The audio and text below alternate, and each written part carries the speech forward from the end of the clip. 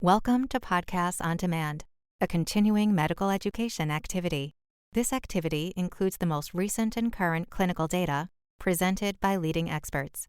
If you are seeking continuing education credit, please review the disclosures and the requirements for a successful completion of the activity prior to listening to the podcast. A link is found in the podcast description that can direct you to this information. Thank you for joining us for Conversations in HIV, Patient Voices Guiding Physician Choices. During this segment, we'll be discussing my patient, a male with a long history of HIV and comorbidities, and I'm Christine Erlandson, a professor of medicine at the University of Colorado Anschutz Medical Campus. I'm joined by my colleagues, Dr. Lake and Dr. Sachs. Let's first hear from my patient about how he was diagnosed with HIV and some of the circumstances surrounding his diagnosis. I was using drugs at the time, and I found out because I had tried to commit suicide. And I got in my car and I wrecked my car on purpose because I was trying to end it. And I ended up being in a coma for 2 weeks. But while I was in the coma, I had a blood transfusion. And that's when I found out that I was HIV positive. And when I came to my senses and they told me I was HIV positive, I didn't believe them.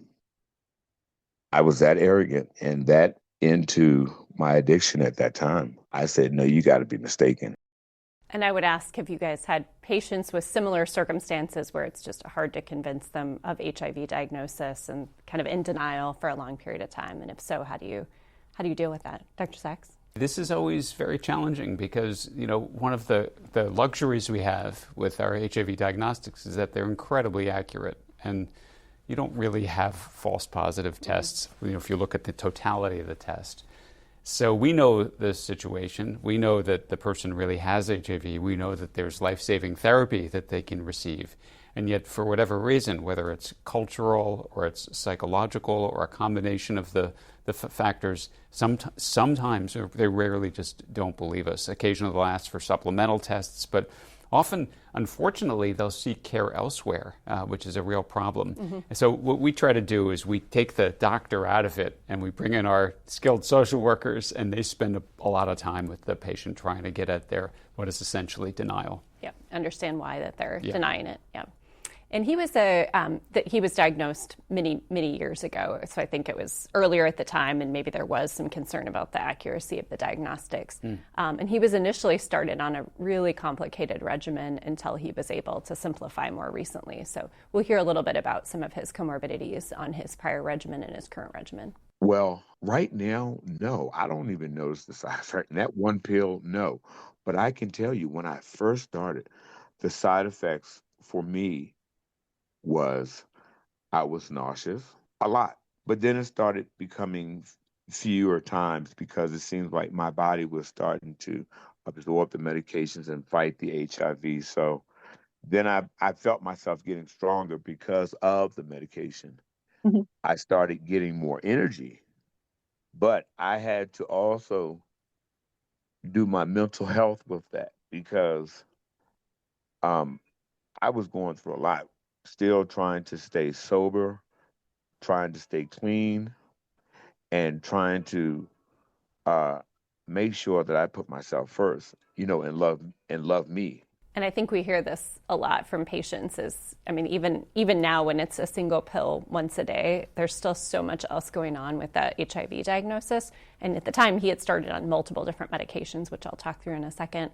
But I think patients still struggle to deal with their mental health or other conditions. So Jordan, any thoughts on kind of how you help people with that initial, taking your medication and managing all of your other medical problems? I think it's important to acknowledge the other things happening in their life and let them know that you understand that. And sometimes people just cannot prioritize taking their HIV medications. Mm-hmm. And I tell people that's okay. Just be honest with me. Yeah. If that's not something you could prioritize right now, we will take a different approach. But if you want and you're ready to start integrating that, let's see how we can help you make it more of a priority, or let's see if we can help solve some of these other issues. Do you need housing assistance? Do you need food assistance? Things like that, to take those things that come to the front of their mind because they're needed for survival, and let them focus on healing themselves. Acknowledging their other priorities that may take precedent over their HIV. So just for a little background, as I mentioned, he'd been diagnosed with HIV many, many years ago in 1987, had a long history of different antiretrovirals that he'd had a lot of complications from at the time, and most of them had actually resolved, and he's now on a single tablet once a day. And he was working full-time at the time I saw him in food service, which he gets so much joy out of being able to work with people and be around people. Over the last 10 years or so, he developed a progressive arthritis in his hands, and he was having more and more difficulty serving food and carrying heavy trays. And then around the same time, he started having issues with his partner, developed end-stage renal disease and was on dialysis. And so he also felt himself pulled to kind of being a caregiver. And then unfortunately, he also developed severe back pain and ended up undergoing a fairly emergent decompression of his spine from a impingement, and had some complications surrounding surgery. And I think that was really a big change in his life. Again, not related at all to his HIV, kind of outside of that, but acknowledging all the other issues that happen in our patients' lives, that we end up being the primary caregiver for many of them, and kind of trying to encompass all of this in our care and think about how it impacts our HIV management. So he'll share a little bit about some of his experiences regarding his unfortunate long surgical experience in the hospital. I sustained a surgical trauma, which left me partially paralyzed on my left side, and that's what I'm dealing with now. Mm-hmm. So not only am I taking the one pill for HIV, which is nothing, I have to take a series of other pills now, which now has also increased my intake of medication. I would say about 12 pills a day. Yeah. Different types of pills. Yeah, it's been a little challenge, but I tell you, when you get a little hold of it and you understand what's going on and you know that your life is depending on it, and you can actually take a proactive role in your own health, that's a plus. So as I mentioned, he had this somewhat urgent decompression surgery. He actually ended up having some infection or post-surgical infections that ended up going back for multiple washouts. Never really regained his mobility and was unable to return to work, both because of arthritis in his hands as well as because he was semi-paralyzed. So just a major progression of a lot of his illnesses, which I think highlights the fact that our patients are getting older, not just HIV. And he mentioned all of the medications he's dealing with now that are, when his HIV medications really not much of that medication burden. So I think how do you, at some of our patients, I think, are very frustrated and want to blame their HIV for their medical problems. And how do you kind of talk about, you don't want to tell your patient, hey, you're just getting old, but how do you address that, like, questions patients have about what's HIV, what's age related or other complications? You know, I'm going to use a cliche in our field now, which is the accelerated aging cliche. And we know that certain people with HIV, not all, certain people with HIV, they have a clinical phenotype where they're older than their chronological age, and it is reflected in every organ system. So even though their HIV numbers might look textbook wonderful, their virologic suppression, their CD4 is normal, they have frailty, muscle weakness, pain, chronic pain, often underlying cardiovascular disease or other multi-organ disease. And comorbidities are an increasing part of what the HIV specialist manages, which takes us, frankly, sometimes out of our comfort zone as infectious disease doctors. I do not find, even though I explain it, I do not find that patients are particularly happy to hear that there's this accelerated aging phenotype. Yeah. So that's not what they want to hear. And I want to emphasize again, and I'm sure you two can appreciate this, is not everybody with HIV.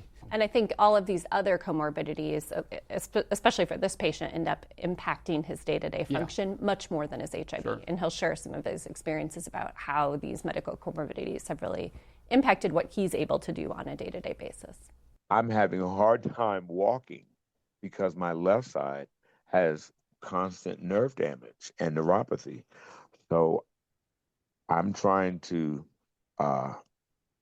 get things back the way that they were, but I know that they won't go back 100% because I used to go and work every day. I loved working. I'm a people person. I love to go out and work. and do my thing. And with this medical trauma has left me in a state where I am not able to go to work. I am not able to get up and do the things that I used to do. I used to be able to go to the gym. I'm not able to do that now. And I think he highlights how much mental health and kind of having that sense of purpose in life can impact someone's desire to continue. I think patients that don't have that sense of purpose or kind of feeling that they're contributing can sometimes be hard. And Jordan, have you had that in your patients where it's just trying to help them get back on path, especially after they've had such a devastating hospitalization or change in medical events, and sometimes they want to stop their medications because of that. It's like, well, what am I even doing anymore? And how do you help your patients get over some of that? Sure.